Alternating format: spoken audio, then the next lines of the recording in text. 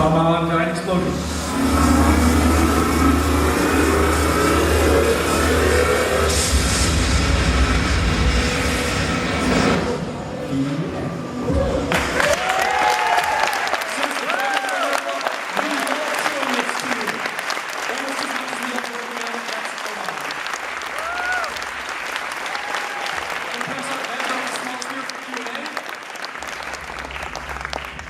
Alright, thank you.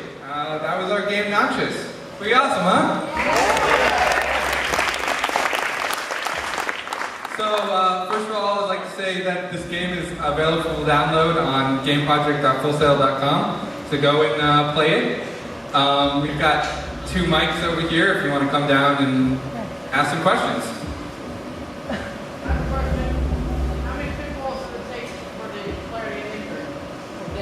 I'm sorry, what? How many spitballs does it take? It takes about 10 shots from a spitter to kill a player.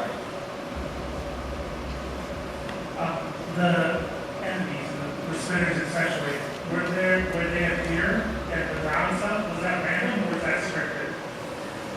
The enemies, you're asking how the enemies appear in the ground?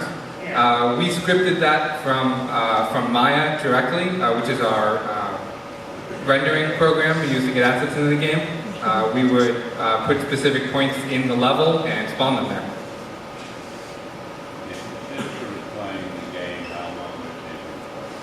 If my sister was playing the game, how long would it take her? Forever, probably. Hi, people, I don't know. Hello, Lauren. So, considering I know how the first 4 months went, I want to know how did the last month go as far as production? How did the last month go as far as production?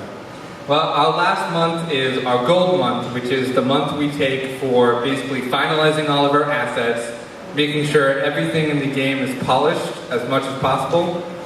Our last month was pretty nice, actually. We came back from Christmas break and we rocked it. We didn't do much for a week, and then we did a lot the last week.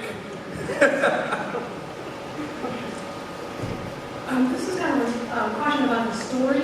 Why is there that blast to begin with? I mean, like, why? I mean, I know you have to end the game to get out of there, but why did they have one there? I'm going to pass this one off to Brian today. He was our resident writer because no one else wanted to do it. Yeah, stunning. No one else wanted to write anything for the game, and I really like writing. So the question, why was the gun even there? The whole facility was kind of set up as like a think tank. They did a lot of different research projects, one of which was the crazy genetic experiments they were doing in the basement.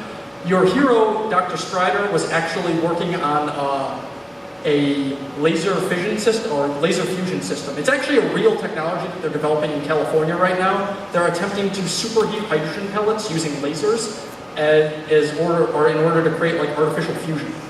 Tons of backstory that gets referenced at one point in the game. They wouldn't let me add anything else. Otherwise, you would see nothing but cutscenes.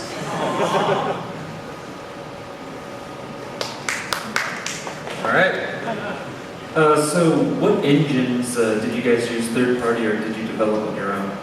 Well, the only third-party part we used was for our sounds. We used Fmod, which our Jerry Scout over here used to synth our sound into the game. Other than that, we coded it from scratch with C++ and DirectX on the rendering side. Hey guys, Dave was awesome. You mentioned that you had some problems with your asset pipeline in the beginning. I was curious what the problems you were having were and how what solution you came up to was. I'm going to give this one to Brian again, because he had to deal with the artist the most, being our graphics programmer. Yay, asset pipeline stuff. So I'm technically the asset lead for the program, but for the first 2 months, you wouldn't actually believe it because nobody really took charge of anything. A lot of our asset pipeline problems were because of kind of a lack of overall management. We had a pipeline written down in a document, And then everyone completely disregarded it. They started going to the wrong people. We started getting like friendships between the artists and the devs, so the artists would just give it to their friends and be like, you can do something with this, right? And so we had a lot of stuff going in the game behind like other people's backs, a lot of stuff nobody knew about. We didn't really have a finalized like, hey, this is how you do it. Or at least nobody paid any attention to it. So that's pretty much the crux of our asset pipeline problems. All right, thanks. Thank you.